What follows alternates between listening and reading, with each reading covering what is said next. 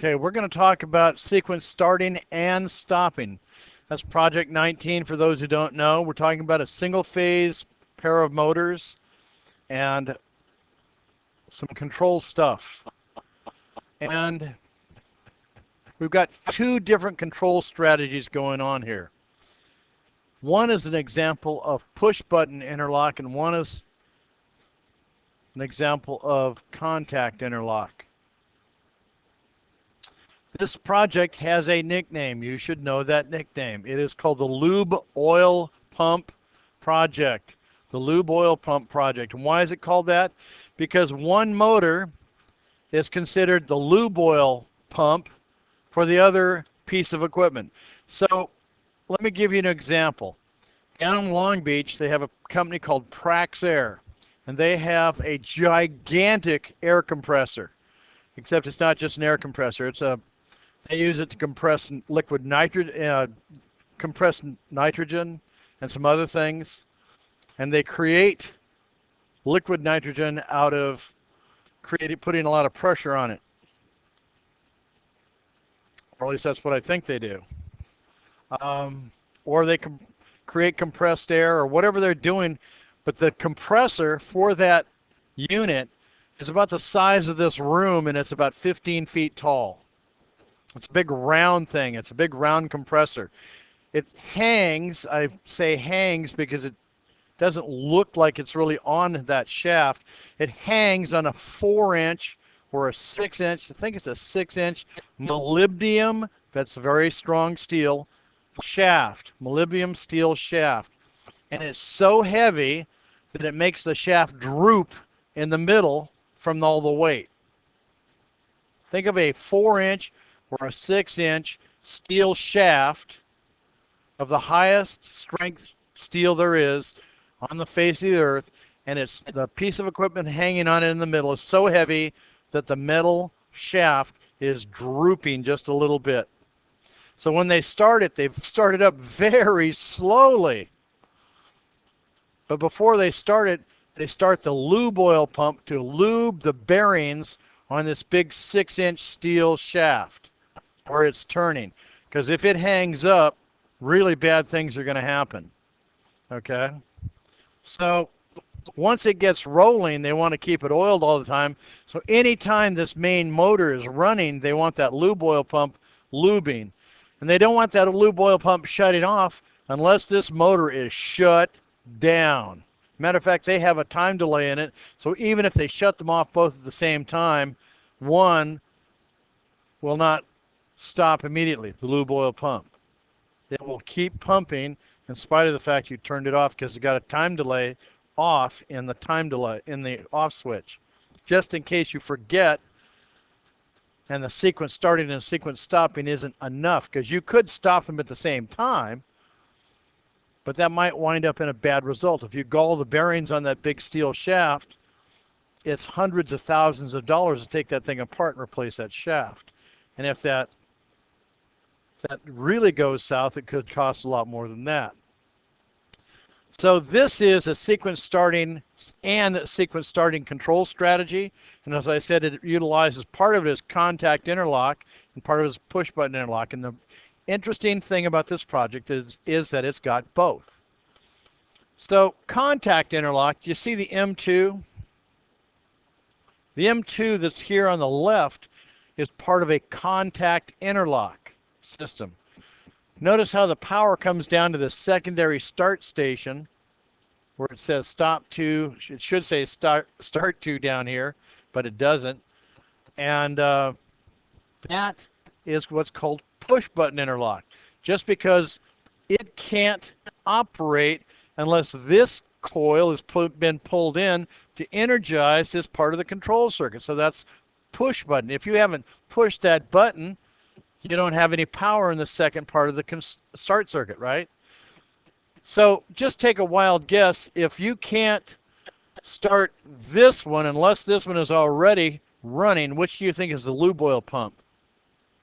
This is the equipment pump, the equipment driving motor, M2, and the lube oil pump is motor number 1, M1. So motor A. So it's got to be running before you start motor B. And you can see why, because it's this thing that needs to be lubed when it's running. And you want it being lubed before it starts, right? Okay, so the strategy we use for this is this circuit, M1, has got to be on for M2 to even be able to become energized. And that's called push button interlock. Okay?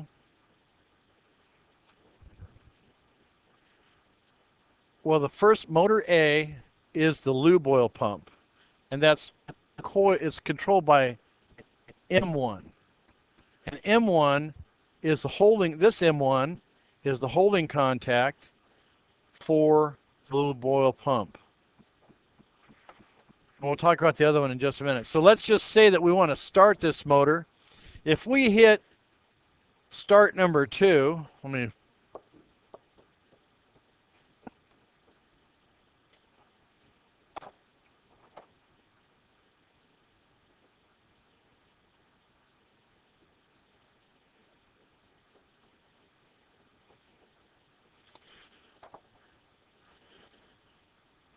so if we hit start number 2 down here, will that motor start? No, it won't. So the main equipment driver won't start unless M1 has already been pulled in. So we're going to push in, and I've got the start for that one drawn in correctly, sorry.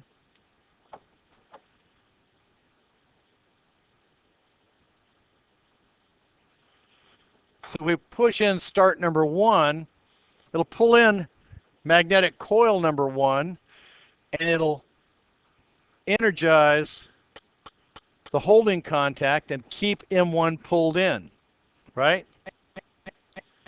Now I want you to notice also that not only when we start this, when the other one, you have to start number 1 before number 2 will start, right? Now once we have number 2 started, let's say we hit start 2 now, because 1 is already running. Now we hit start 2, and it's going to pull in the holding contact for its motor, and it's also going to pull in another contact over here. This is a special contact. Okay, it pulls in the power contact for M2 so that motor B, controlled by power contact M2, starts. That's our big driver of the equipment. But this M2 has a special name. This contact is what's known as a permissive.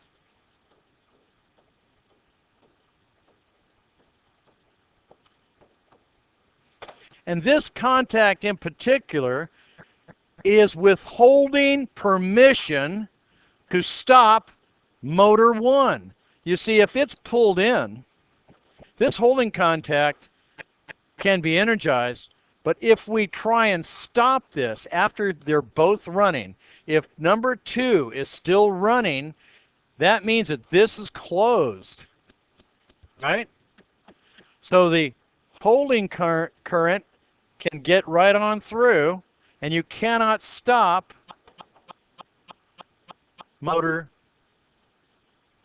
1 without stopping motor 2 first. So it's an override of the control system to stop motor 1, the lube oil pump, from being stopped while motor 2 is running. And that is called a permissive contact. So now we know about 3 kinds of contacts, right? We know about a holding contact, we know about a power contact, and a permissive contact, right? Okay, good. And as I said, this particular control strategy combines both push button and contact interlock. Because contact interlock is, well, we'll talk about that project another time, but it's fairly simple. It's got a contact to not let one start or to make one start. In other words, if I've got contact interlock, I probably have a permissive contact, right? All right. That's all I want to say about this project today. Thank you very much.